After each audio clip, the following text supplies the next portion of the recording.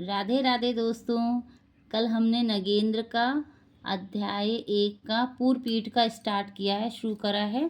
कल एक क्लास हमारी आ चुकी है, आज दूसरा है। चलिए शुरू करते हैं। इतिहास दर्शन की रूपरेखा।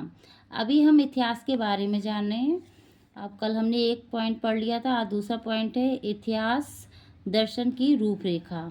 जैसा कि पीछे संकेत दिया जा चुका है, इतिहास के अध्ययन में विभिन्न विद्वान विभिन्न प्रकार के दृष्टिकोणों का प्रयोग करते रहे हैं तथा ये दृष्टिकोण भी समय समय पर बदलते रहते हैं।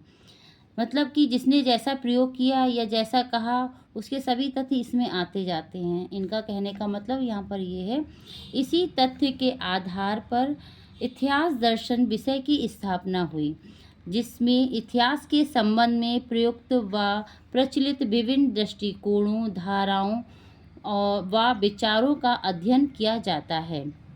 अस्तु इतिहास संबंधी इन्हीं विचारों या धारणाओं को समूह रूप में इतिहास दर्शन की संज्ञा दी जाती है। अब यहाँ पे देखिए, ये यहाँ पे आप अंडरलाइन कर सकते हैं। अस्तु इतिहास संबंधित इन्हीं विचारों और धारणाओं को समूह रूप में इतिहास दर्शन की संज्ञा दी जाती है।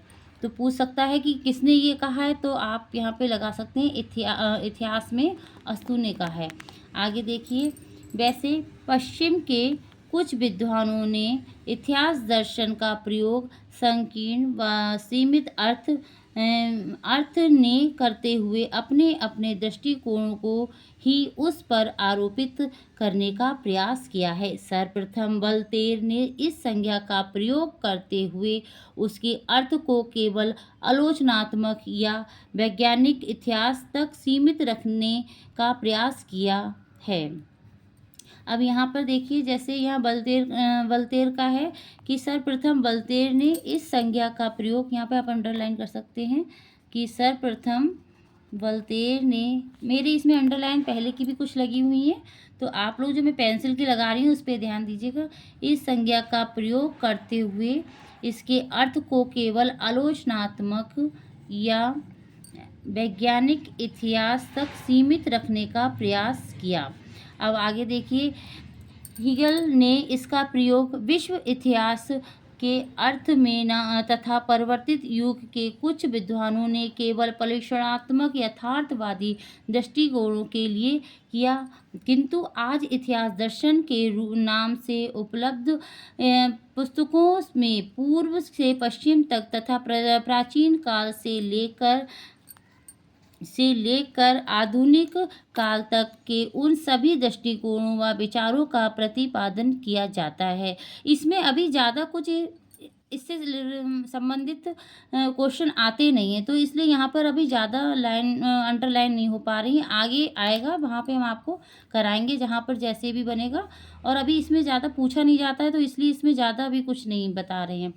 कहाँ पर थे हम लोग थे, किंतु आज इतिहास दर्शन के नाम से उपलब्ध पुस्तकों में पूर्व से पश्चिम तक तथा प्राचीन काल से लेकर आधुनिक काल तक के उन सभी दृष्टिकोणों व विचारों का प्रतिपादन किया जाता है जो इतिहास के अध्ययन में प्रयुक्त हुए हैं।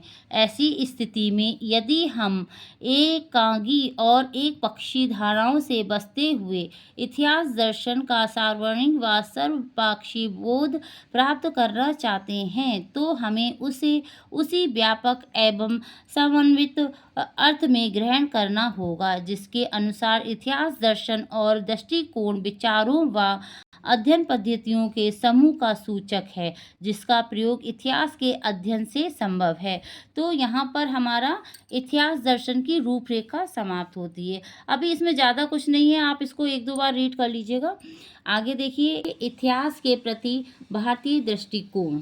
आगे का देखिए, इतिहास के प्रति भारतीय दृष्टिकोण प्रायः आदर्श मूलक एवं आध्यात्मिकवादी रहा है। इसीलिए उसमें भौतिक जगत की स्थूल घटनाओं में भी आध्यात्मिक तत्वों व प्रवृत्तियों के अनुसंधान की प्रवृत्ति रहती है। भारतीय सभ्यता एवं संस्कृति में प्रायः सामान्य तत्वों की अपेक्षा चिरंतन मूल्यों को अधिक महत्व दिया जाता है। अतः यहाँ के प्राचीन इतिहासकारों ने अतीत की व्याख्या भी इसी दृष्टिकोण से की है, अर्थात वे परिवर्तनशील हैं। अतीत में से भी उन प्रवृत्तियों का अनुसंधान करते रहे जो मनुष्य को स्थायी एवं अमर बनाती हैं। उन्होंने घटनाओं एवं क्रियाकलापों की व्यवस्था, भौतिक उपलब्धियों एवं व्यक्तित्व सफलताओं की दृष्टि से कम करके समष्टिगत हित की दृष्टि से अधिक की है। इसीलिए महाभारतकार ने जहाँ इतिहास को एक ऐसा पूर्व व्रत माना है जिसके माध्यम से धर्म, अर्थ, काम और मोक्ष का उपदेश दिया जा सके, तो पौराणिकों ने, ऋषियों एवं महापुरुषों ने चरित्रगान को इतिहास के रूप में स्वीकार करते हुए घटना की अपेक्षा चरित्र को अधिक महत्व प्रदान किया। यद्यपि आगे चलकर वाणकहर आदि इतिहासकारों ने इससे भी भिन्न दृष्टि को अपनाते हुए आध्यात्मिक, नैतिक एवं चारित्रिक तत्वों की अपेक्षा यथार्थ परक वस्तु एवं तथ्यों को अधिक महत्व प्रदान किया, किंतु काव्यात्मकता एवं अलंकृति का मोह वे भी न त्याग सके। इसीलिए जहाँ प्राचीन युग ने भारतीय इतिहासकारों को रचनाओं, चारित्रिक मूल्यों, नैतिक उपदेशों व आध्यात्मिक रूपों से युक्त होकर पौराणिक रूप में परिणित हो गई, वहाँ परवर्तिक इतिहासकारों की रचनाएं शुद्ध इतिहास की अपेक्षा काव्यात्मक इतिहास या ऐतिहासिक काव्य के रूप में विकसित हुई। वस्तुतः भारत का प्राचीन इतिहासकार सत्य शोधन तक की ही सीमित नहीं रहा, वह शिव और सुंदरम के समन्वय के लिए भी बराबर सचेत रहा। इसी व्यवहारिक दृष्टि से जहाँ उसका गुण कहा जा सकता है, वहाँ सैद्धांतिक दृष्टि से यहाँ उसका सबसे बड़ा दोष भी माना जा सकता है, क्योंकि उसने इतिहास के कलेवर में कला और नीति को स्थान देकर उसे शुद्ध ऐतिहासिक से वंचित रखा। फिर भी यदि इतिहास के कलात्मक या काव्यात्मक रूप का किसी भी दृष्टि से कोई महत्व है, तो उस दृष्टि से भारतीय साहित्यकारों को सर्वोच्च स्थान प्रदान किया जा सकता है। वास्तव में भारतीय इतिहासकारों ने अपनी संस्कृति एवं जीवन के आदर्शों के अनुरूप ही इतिहास के क्षेत्र में भी संश्लेषणात्मक व समन्वयात्मक दृष्टि का परिचय देते हुए उसमें सत्यम, शिवम व सुंदरम के समन्वय का प्रयास किया, जो उसकी परंपराओं को देखते हुए उचित व स्वाभाविक कहा जा सकता है।